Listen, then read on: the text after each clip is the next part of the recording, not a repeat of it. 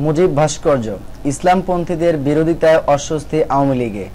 বাংলাদেশের প্রতিষ্ঠাতা রাষ্ট্রপতি শেখ মুজিবুর রহমানের একটি ভাস্কর্য নির্মাণ বন্ধের জন্য ইসলামপন্থী কয়েকটি দল যে দুটি দাবি তুলেছে তা ক্ষমতাসীন আওয়ামী লীগ এবং সরকারকে অস্বস্তিতে ফেলেছে বলে দলটির ঘনিষ্ঠ সূত্রগুলো জানাচ্ছে। এদিকে আওয়ামী লীগের সাধারণ সম্পাদক এবং মন্ত্রী ওবায়দুল কাদের মঙ্গলবার বলেছেন, সরকার বিষয়টি পর্যবেক্ষণ করছে। বিশ্লেষকদের অনেকে বলেছেন, ধর্মভিত্তিক বিভিন্ন দল ও সংগঠনের সাথে আওয়ামী লীগের সমঝোতার রাজনীতির সুযোগ নিয়ে তারা এখন শেখ মুজিবের ভাস্কর্যের উপরে আঘাত করছে। সেটা আওয়ামী লীগের জন্য বিব্রতকর বলে তারা মনে করেন। ঢাকার দক্ষিণে ধোলাইপাড় মোড়ে শেখ মুজিবুর রহমানের একটি ভাস্কর্য নির্মাণের সিদ্ধান্ত নিয়েছে সরকার, কিন্তু এর বিরুদ্ধে ইসলামপন্থী কয়েকটি দল কয়েকদিন আগে ওই এলাকায় সমাবেশ করেছে। এই দলগুলো শেখ মুজিবের ভাস্কর্যকে মূর্তি আখ্যা দিয়ে এর নির্মাণ বন্ধ করা না হলে আরও কর্মসূচি দেওয়ার হুমকি দিয়েছে।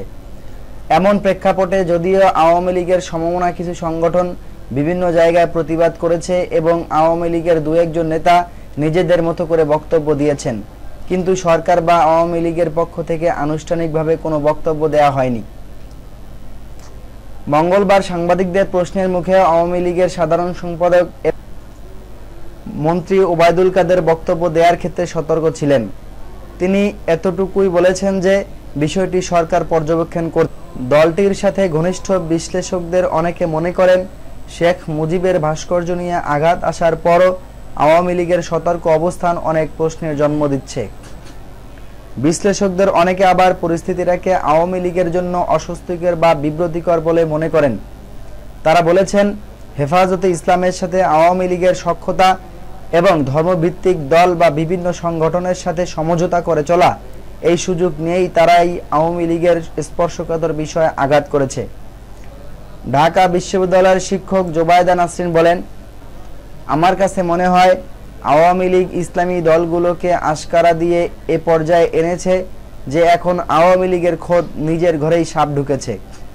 তিনি আরও বলেন, আওয়ামী লীগ যে কারণে আশকারা দিয়েছে সেটা হচ্ছে ভোট এবং ধর্মকে ব্যবহার করে নিজেদের শক্ত অবস্থান ধরে রাখার জন্য। সেই জায়গায় নিতে নিতে আওয়ামী লীগ এখন এর ফল ভোগ করছে সবচেয়ে বেশি, কারণ আওয়ামী লীগের এখন এমন অবস্থা হয়েছে যে তারা না পারছে হজম করতে, তারা না পারছে বমি করে ফেলে দিতে।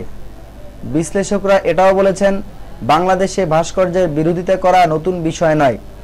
3 বছর আগেও 2017 সালে ঢাকায় সুপ্রিম কোর্ট চত্বরে গ্রিক দেবীর আদলে একটি ভাস্কর্য নির্মাণ করা হয়েছিল। হেফাজতে ইসলাম সহ ইসলামপন্থী কয়েকটি সংগঠনের বিরোধিতার মুখে সেই ভাস্কর্য সেখান থেকে সরিয়ে নেওয়া হয়েছিল। এখন ইসলামপন্থী যে দলগুলো ঢাকার ধোলাইপাড়ে শেখ মুজিবুর ভাস্কর্য নির্মাণের বিরোধিতা করছে, তার মধ্যে অন্যতম ইসলামী আন্দোলন বাংলাদেশের আমির সৈয়দ রেজাউল করিম বলেছেন, আওয়ামী লীগ ইসলামী শরীয়তের বিরুদ্ধে কিছু করবে না বলে যে প্রতিশ্রুতি দিয়েছিল সেটাই তারা এখন মনে করিয়ে দিয়েছেন।